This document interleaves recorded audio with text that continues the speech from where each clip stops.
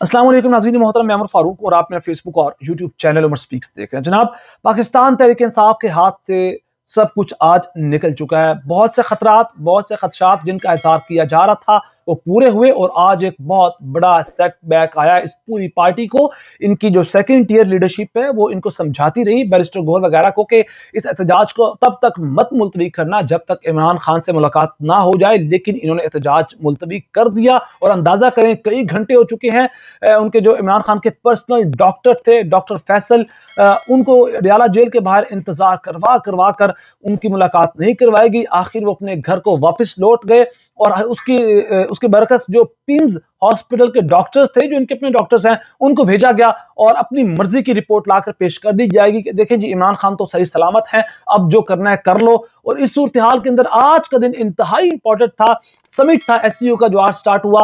आज जो पाकिस्तान तहरीक इंसाफ प्रेशर डाल सकती थी वही डाल सकती थी। अब एससीओ समिट हो जाएगा, उसके बाद इन्होंने फैसला किया हुआ है कि अगर फिर पाकिस्तान तहरीक इंसाफ को एहतजाज करती है तो फिर इनको देखा जाएगा। वही मार धाड़ और वही आंसू गैस शेलिंग वगैरह। इस सूरत हाल के अंदर इनकी कहानी शुरू थी जनाब, इमरान खान की जो सिस्टर हैं नौरीन खानम, वहां से शुरू हुई मुतालबात, आखिर आइन तक एक एक करके छोड़ते चले गए और आखिर फिर यही कहा गया चले इमरान खान के जो पर्सनल डॉक्टर हैं उन्हीं की मुलाकात करवा दें। यानी इतनी कमजोरी, इतनी वीकनेस पाकिस्तान तहरीक इंसाफ के इस लीडरशिप ने क्यों दिखाई, इस चीज की समझ नहीं आती। और अभी तक कोई बयान नहीं आया कि जनाब अगला लाहेमल क्या होगा। अब वो पिम्स हॉस्पिटल के डॉक्टर्स हैं, इनका अपना कोई बंदा इमरान खान से नहीं मिला। वो कुछ भी कहेंगे, इन्हें ना चाहते हुए यकीन करना पड़ेगा, लेकिन असल कहानी फिर भी छुपी रहेगी कि इमरान खान की सेहत क्या है, किस हालत में है, क्या वो अडयाला जेल के अंदर हैं भी या नहीं।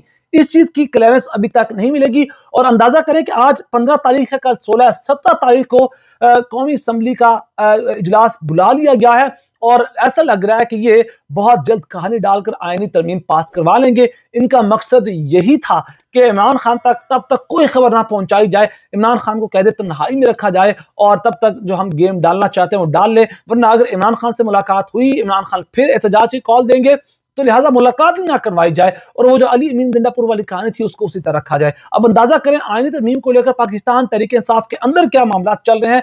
सिद्दीक जान ने इस चीज को रिपोर्ट किया है कि जनाब इस वक्त अहम इतलात ये हैं कि पीटीआई के 2 सेनेटर्स के उनका राब्ता नून लीग के साथ हुआ है और मामला जो हैं वो तय पा चुके हैं। इस चीज की तस्दीक भी हो चुकी है। वो कहते हैं कि पता चला है कि पीटीआई के बैरून मुल्क मौजूद अहम रहनुमाओं ने पाकिस्तान में मौजूद 2 अहम शख्सियात से रब्ता किया और बताया कि हमारी इत्तला है कि 2 जो सेनेटर्स हैं उनके मामला तय हो चुके हैं। जिस पर पाकिस्तान में मौजूद अहम सेनेटर्स ने कहा कि जनाब ये तो झूठ है, ये तो ऐसा कुछ है ही नहीं।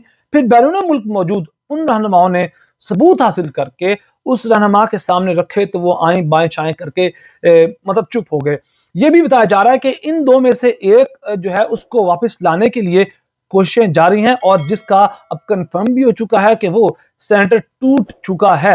इसका नाम आज किसी भी वक्त पब्लिक कर दिया जाएगा। मैंने कोशिश की है लेकिन अभी तक नाम नहीं बताया जा रहा। देखते हैं किसका नाम सामने आता है। सब तुक्के लगाएं कि कौन होगा वो सेनेटर जिसकी आज पीटीआई की जानिब से तस्दीक हो जाएगी कि वो बिक चुका है। अगर किसी को मालूम है तो मुझे बता दे। नाम बताने वाले का नाम सीगा राज में रखा जाएगा। इससे पहले इमरान रियाज खान ने भी एक रिपोर्ट पेश की थी कि कुछ सेनेटर्स हैं जिनके बारे में कहा जा रहा था कि वो टूट चुके हैं, टूट सकते हैं, लेकिन उन्होंने इससे मुतजाद खबर दी थी कि जो सेनेटर्स हैं वो पाकिस्तान तहरीक इंसाफ के पास सेफ हैं और वो कहीं नहीं जाएंगे और एमएनएज इनके पूरे नहीं हो रहे। इस सूरत हाल के अंदर अब जो ऐलान है वो कर दिया गया है कि जनाब 17 या 18 अक्टूबर को ये कौमी असम्बली का इजलास बुलाएंगे। और इससे भी दिलचस्प कहानी मौलाना फजलुर रहमान की। अब अंदाजा करें मौलाना फजलुर रहमान जो जलसे कर रहे हैं वहां दुर्गत बना रहे हैं हुकूमत की भी, इस्टेब्लिशमेंट की भी, कि जनाब तुमने ये कर दिया वो कर दिया, मैं तुम्हारे साथ नहीं खड़ा। लेकिन एक बड़ी हैरान कुन चीज है कि कौमी असम्बली का इजलास आईनी तरमीम के लिए बुला लिया गया है 17 या 18 अक्टूबर को।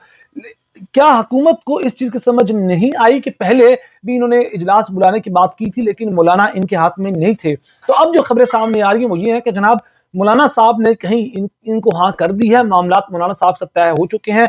वरना हुकूमत कभी भी ये जो है इजलास कौमी असम्बली का ना बुलाती, क्योंकि इन्हें अंदाजा है कि जो हमें पहले शर्मिंदगी उठानी पड़ी, जो पहले हजीमत उठानी पड़ी, दोबारा हम इस हजीमत को नहीं उठा सकते। तो इसलिए ये इजलास बुलाया गया क्योंकि पीछे जो मामला हैं वो सारे तय हो चुके हैं।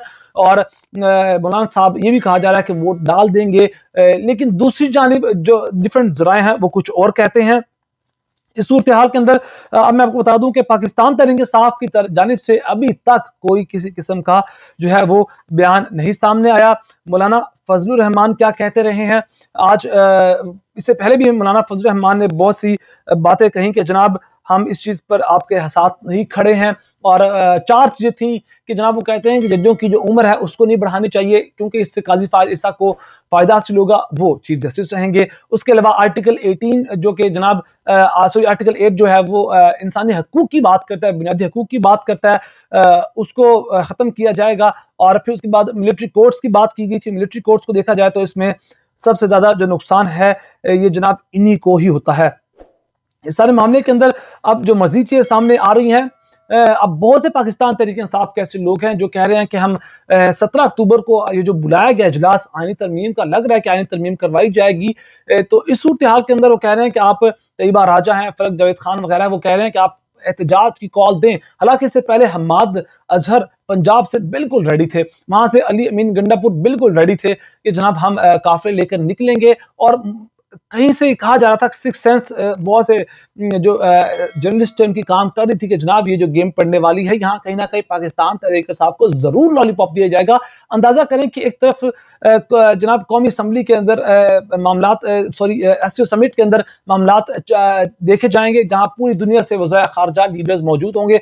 वहां इस्लामाबाद के अंदर एहतजाज हो रहा होगा, पाकिस्तान तहरीक इंसाफ के लोग बढ़ रहे होंगे, जनाब डी चौक की जानिब कंटेनर्स लगाए जाएंगे, वहां से शेलिंग हो रही होगी। एक छोटे से छोटा विजुअली पाकिस्तान को बहुत ज्यादा खराब कर सकता है। इंटरनेशनली क्या इमेज पाकिस्तान का बनेगा। तो ये एक चीज कंफर्म थी कि ये हुकूमत नहीं चाहती कि एहतजाज हो, क्योंकि एहतजाज होगा इन्हें ताकत इस्तेमाल करना पड़ेगी, ताकत इस्तेमाल करेंगे तो मामला खराब होंगे। लिहाजा ये एक चीज कंफर्म थी, मैं बार बार कह रहा हूं कि लॉलीपॉप देंगे। और ये भी था कि पाकिस्तान तहरीक इंसाफ इस लॉलीपॉप को कबूल करेगी और ये मुलाकात नहीं होगी। रात से इनके कई यानी कि second tier leadership, third tier leadership में जो लोग हैं वो इनको समझाते रहे कि एटलीस्ट इमरान खान से मुलाकात करने दें। जैसे ही ये यानी कि एक वक्त वो भी था कि 7 बजे सुबह अडयाला जेल के दरवाजे खुल गए थे और इमरान खान से मुलाकात हो गई थी। इनके हाथ में सब कुछ है, रात के किसी भी पहर इमरान खान से मुलाकात करवा दें। इमरान खान की हमने जो सेहत है वो जो मामलात हैं उनको सेहत को लेकर वो मतलूब हैं, वो देखने हैं।